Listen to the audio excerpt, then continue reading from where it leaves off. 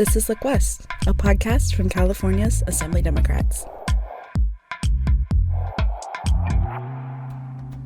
Hi, my name is Jen Hardy. I'm with Look West, here with Joel Wolfwork.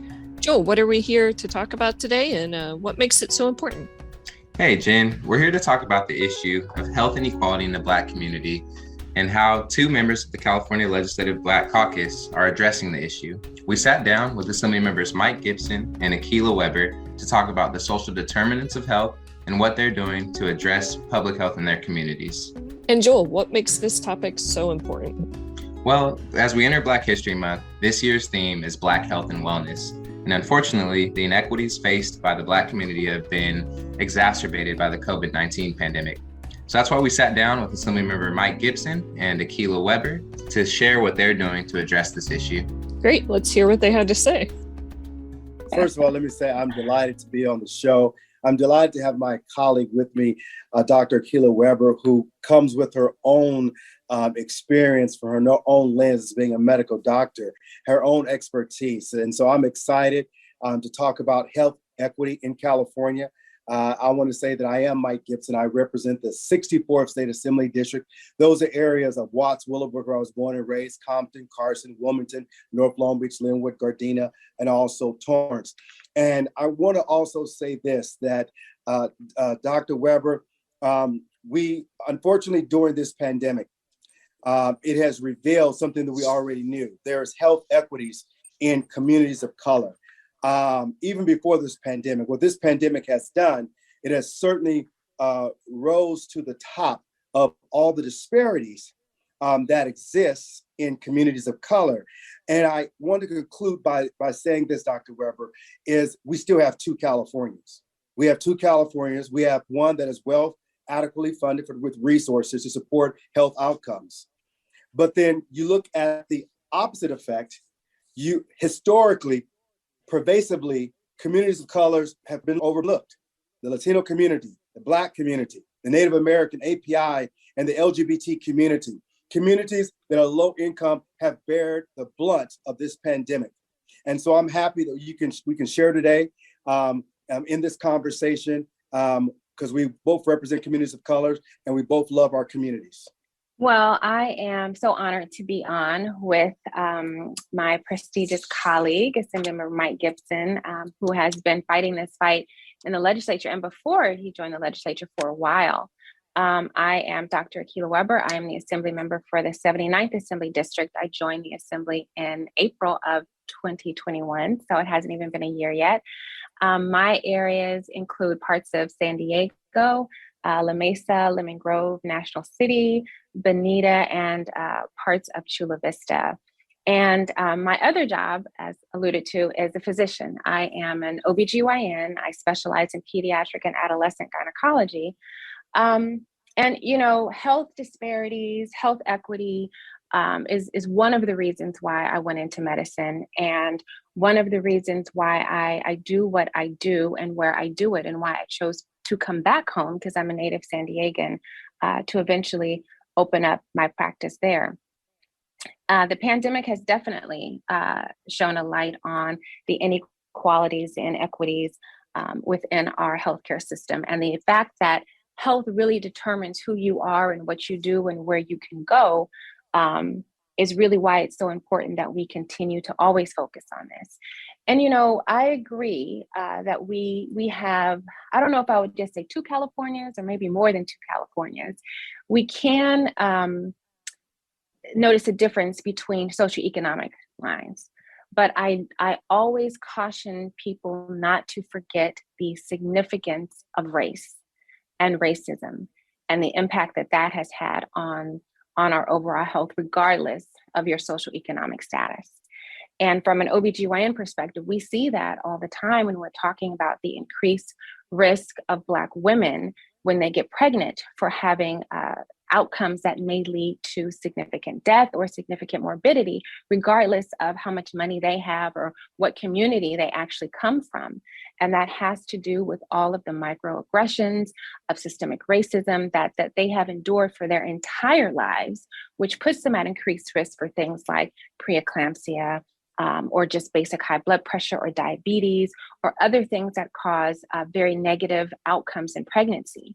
And that's also why we see, regardless of your rate of your social economic status, you would hear stories all the time about Black people, Black women going in saying that they're in pain, and that would be completely ignored from health professionals. These people could be, as wealthy as, somebody like Janet Jackson or Serena Williams or Venus Williams, and their concerns were not being heard. So we do have, different silos of how healthcare is given and distributed. That's not only along your social economic lines, but also along the racial lines as well. And so, I always remind people of that whenever we start talking about disparities. It's not just for those who live in the low income communities, because you can be as wealthy as you can be. But when you walk through the door of a hospital or a clinic, people don't necessarily know how much money you make, but they do know what the color of your skin is. I absolutely agree with you on that. And thank you very, very much. Systematically, communities of color, based on people's zip codes, based on what area you live in, have systematically been excluded from, the kind of resources and services that they need. When you look at the unaffordability of housing, when you look at food insecurity, clean air, safe neighborhoods, affordable healthcare, it's always nestled in, watch this, these communities of color. And so for me, as a policymaker, this is what keeps me up at night. This is what keeps me thinking about the grandmother, watch this, the grandmother who has to make a decision on buying groceries this month or buying insulin. People should not have to make those kinds of decisions in the fifth world economy. That's California. And so so we have to correct this system. When you look at people in Brentwood live 12 years longer than people in Watts and Compton, something is wrong with that picture, right?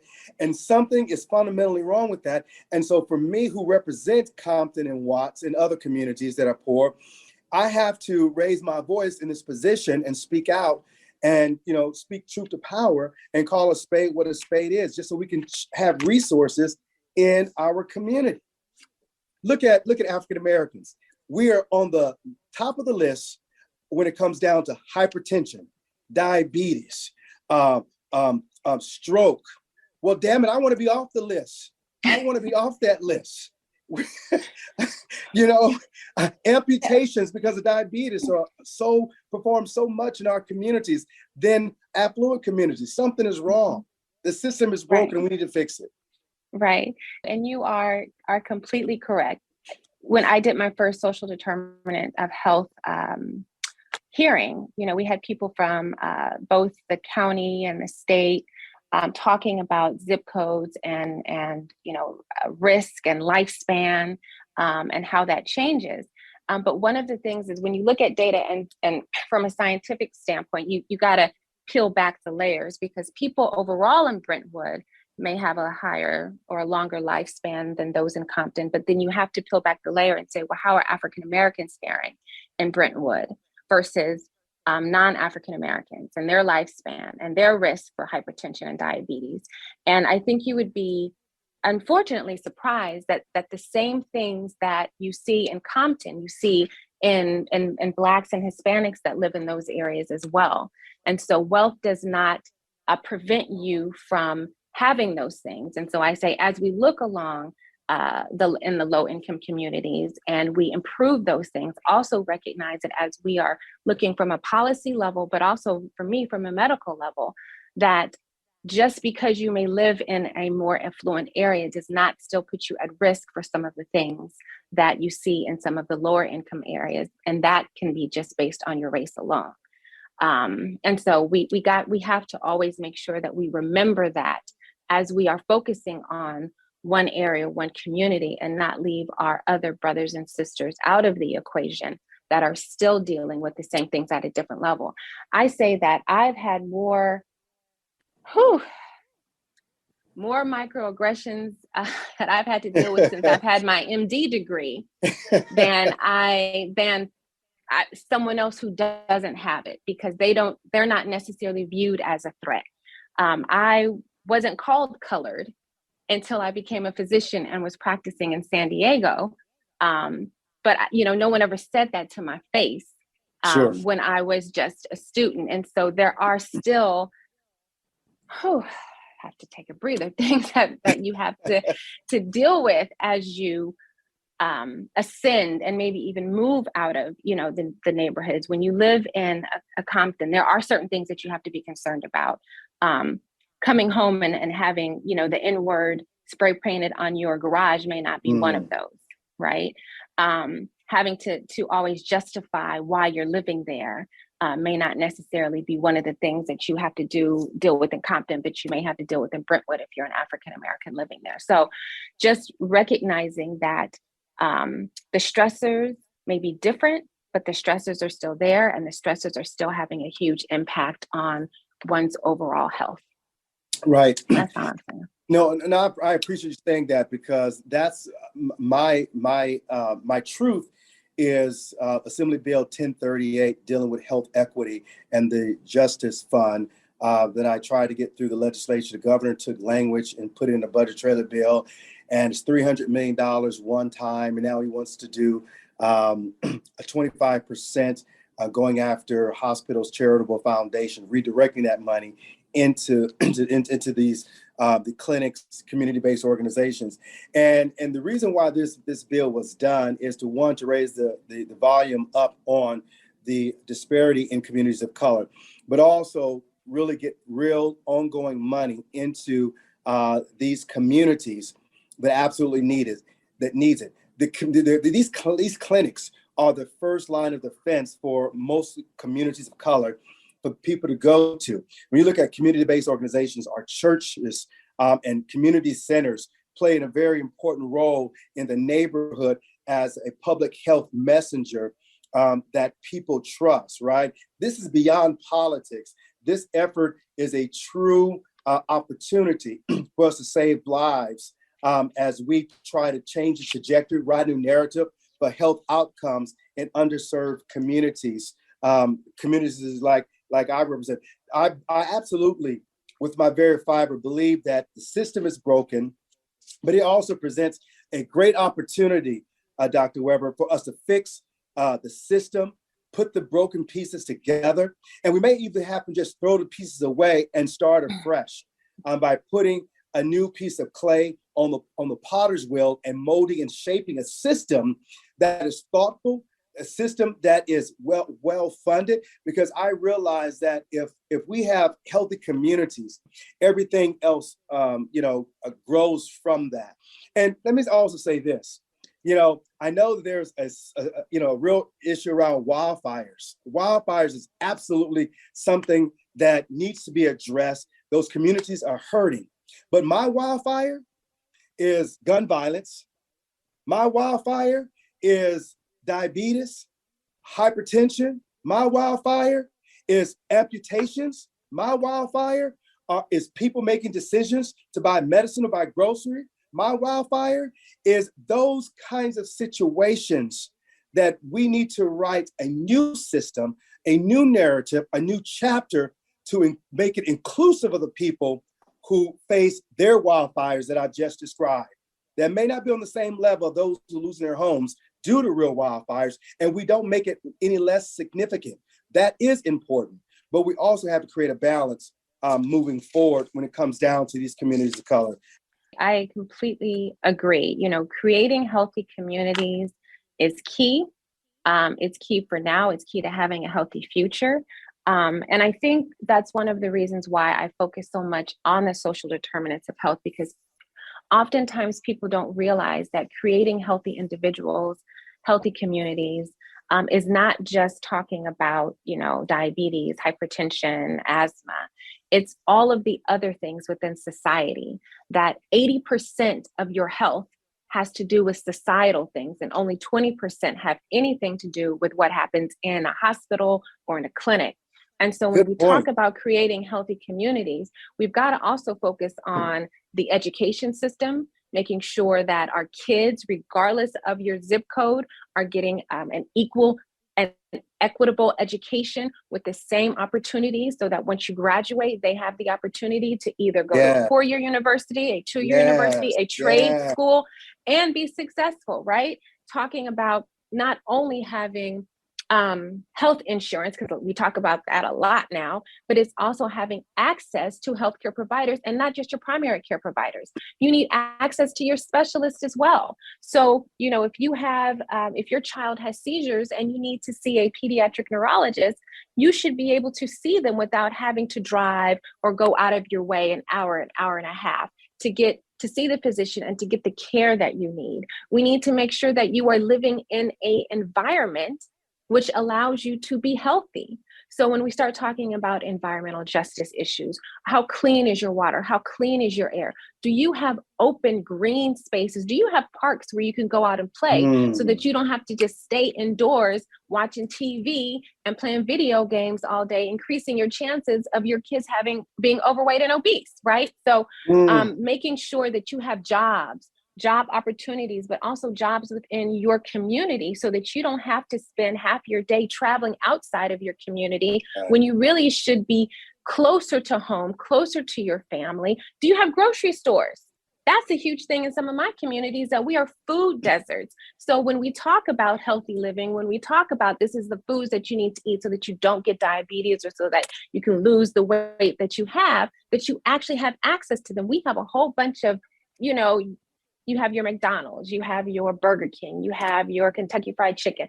You see that rampant within certain communities, and that does not afford people the opportunity to have healthy foods to create healthy lifestyles. So when we're talking about creating healthy communities, in order to reduce your diabetes, in order to reduce your hypertension, you've got to focus on all of these things, and you've got to deal with the issue of systemic racism that certain groups, Black, Native American, and Hispanics deal with on a daily basis. So I agree with you. And that's why when I look at all of these policies, all of these bills that come our way from these different areas, I look at it from a lens of health and equity, because I know at the end of the day, it's going to have a significant impact on whether or not the people in my community and the people in California are able to develop healthy communities regardless of their zip code.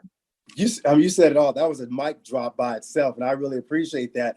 But I also wanted to touch bases. Can you tell us about your select committee that the speaker appointed you to chair? Because I think it's fabulous. It's awesome. Yeah, so it's the Select Committee on the Social Determinants of Health, and it's really looking at all of these issues from a health lens. And, we look at things in like silos, as if they don't all come together and connect, but that is not the case. And so we had our first hearing, which was absolutely amazing, on just what are the social determinants? What does that mean? Because a lot of people don't understand that what you eat, where you live, where you play, where you go to school will determine your health and your health outcomes and the health outcomes for your children. And like you alluded to at the beginning, Assemblymember Gipson, your life expectancy based on your zip code. Right. And that's what you are exposed to. And so when you look into communities and you see the schools, right, I've got young kids. And so you go and you look at the ratings. And that determines oftentimes what kind of education they'll get, their foundation. And then that moves on to, well, are they prepared for, middle and high school? And they talk about, if the kid can't read by the 3rd grade, then that already determines where he or she will go in life. Do they have an increased risk of ending up incarcerated? Are they going to end up graduated? Are they going to end up in college? And so you look at all of these things. So in this select committee, we're going to tackle that. We're going to look at education. We're going to look at jobs. We're going to look at environmental justice and see how all of these things play into the health outcomes of different communities, and then figure out how we can develop different legislation and policy to help counteract some of that here in California. It's so funny because, I think, one, you are absolutely purposeful for that select committee and purpose for being here in the legislature, as well as a member of the Legislative Black Caucus. And so, as you know, I chair the select committee on infectious diseases. And long before I was elected to anything in life, I was part of a foundation of a that dealt with HIV and AIDS in the African American and Latino community, because it struck my family. I grew up in a church, a small church. They always say it's a little Penuel Missionary Baptist Church, a little small church on the side of the road. Well, we had a great choir the whole 9 yards, but had a young man who was my prayer partner, grew up. He was a little bit 2 years older than me, who died of AIDS. The first time that we had someone in our church die of AIDS. And so that caused my world to change. And then my godson, his mother and father died of HIV, and he lost both his parents at 6 years old. And so I took on this quest to try to educate our community around around HIV and AIDS. And so it has fit perfectly in the select committee, that Infectious Diseases Select Committee. We've had hearings dealing with the ending health inequities in California. When you look at this pandemic and the STIs that have increased as it relates to infectious diseases, it is off the chart. And whether you speak to infectious disease doctors or medical professionals, it is off the chart. And so where we have clinics is where individuals will go to receive the treatment. But if we have no clinics, then they're not there to receive the kind of treatment we have. And I'm happy also because prior to you arriving, the Legislative Black Caucus was able to, I champion and secure $1.5 million in the state's budget to champion Assembly Bill 1105, which led to 7 or 8 sickle cell centers being opened up, because we know that mostly African Americans are subjected to sickle cell trait and sickle cell disease. And we opened the first one at Martin Luther King Community Hospital, and we named it after the founder of the city of Carson, Gil Smith's son, who died from sickle cell disease. He died at a very young age, but get this, his mother was the first nurse at Martin Luther King Hospital when it first opened up in the 60s. So she had an opportunity to be at work, but also care for her son at the same time, which, sadly that he died at a very young age. But this center, sickle cell center at Martin Luther King, will stand as a testament, but also be able to treat those who are living with sickle cell disease. It's all about access. And we have to create the kind of synergy that allows resources from the state and federal government to go into these communities to absolutely change the health outcomes in our community. And so I'm glad that you're committed to this work. I'm committed to this work, and I'm glad that we both members of the Legislative Black Caucus who is equally committed to this kind of work moving forward. Yeah, I was so happy to see that you were chair of infectious diseases, that committee, because, it's something that we don't often talk a lot about within the Black community, but it impacts us much harder than it does others. And so not only with, HIV and AIDS and that, and that crisis and just how we as a community would oftentimes just not talk about it and pretend like if you don't see it, if you don't hear it, then it doesn't exist. But instead, what it was just continuing to devastate and ravage our communities. But the other infectious diseases that are treatable, that we don't talk about and we don't get treatment for, and making sure that we have clinics in our communities so that people can be, one, educated, two, any kind of prevention can be discussed and given, and 3, testing so that you can have very early treatment is key.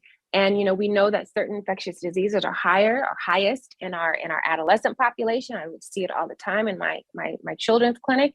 But it also, once again, has a disproportionate distribution along, racial and socioeconomic lines. And so I definitely applaud you in your efforts to chair the infectious disease select committee and just make sure that discussion is always also at forefront, and being led by an African-American man is just absolutely amazing. Well, thank you very much. And one of the things that I hear in this right ear, saying that we need to have a joint select committee hearing where both of our committees can come together, and we need to do one. We're both in the South, So we need to do one in the South and one in the North. And we need to really have a very robust conversation on a multiplicity of levels to, again, to help elevate. It could be a listening tour. I think it's a great time because this is the beginning of the year, and talk to people. And it can be done virtually, but I absolutely think there's something here as it relates to a next step that we can wrap our arms around, and we can show that not only collaboration, but also the commitment level for us being in our position to speak truth to power, but also write a new narrative moving forward. And so I challenge you that we should do this together. No, I agree. And, as you're talking, I'm listening in my left ear over here, about like listening towards, because I think a lot of, you can start change through education, right? And, you and I are both very committed to health equity. We're both committed to really tackling and breaking down a lot of these social determinants of health. And so a lot of times, people don't realize that what they're doing, where they are, what they're eating is actually killing them, is actually putting them at greater risk for certain things. And so sometimes it's just having somebody really put the pieces of the puzzle together with you. And then the light kind of goes off and says, you know what, that is right. Let me start to change what I'm doing. Let me change a little bit instead of always driving around the corner. Let me walk around the corner when I'm going to visit my cousin, right? Instead of always going over here to get some food, let me commit to just cooking at home one extra night a week. And so I think that us working together to really get this message out into our communities will do tremendous as we are working on different policies to improve it from a legislative standpoint. People can, once you hear it, you can start doing just small things that will make a huge difference in the outcome of the health of yourself and your family. So you know what? I think we need to get together and start figuring out how we can kind of go on a tour up and down the state to get this information out, just basic information and education out to our communities. I look forward to partnering with you in that endeavor. I know where time is drawing to a close, but thank you, Dr. Weber, for joining me and me joining you. Thank you. I had a great time. This is awesome. Thanks to the members for their thoughtful insight on this topic. Before we let them go, we had to ask if discussing this issue during Black History Month is enough. Well, we don't want people to only be healthy for a month. So no, we need to be talking about this. This can be the springboard onto something that needs to be discussed on a continuous basis, because your health and your wellness is something that you've got to work on every day. It is not a one-time thing. It is not a 1 month thing. It's kind of like, at the beginning of New Year's, everyone says they're going to go to the gym. And then by January 31st, people have stopped doing it. No, this is something that we must continue to work on for ourselves, our families, and our communities. Right. And just want to echo what Dr. Weber said. Again, we cannot have health and wellness during Black History Month, the shortest month of the year, to be discussed. It needs to be discussed all year long. And I'm committed to doing that. I'm in the gym, I work out, try to eat healthy, but it's also making sure that the next generation and this generation also understand how important your health. You only get one life. And so I'm committed to that end, to helping raise the visibility and have a conversation, also educate our community of this growing and emerging situation around healthcare. It's important. Thanks again to Assemblymember Mike Gipson and Dr. Akilah Weber for being a part of this episode. And thank you, Joel. I'm Jen Hardy. This is Look West. Thank you for listening. The Look West podcast is produced by the California Assembly Democrats. When you think of Californian politics, remember to look west.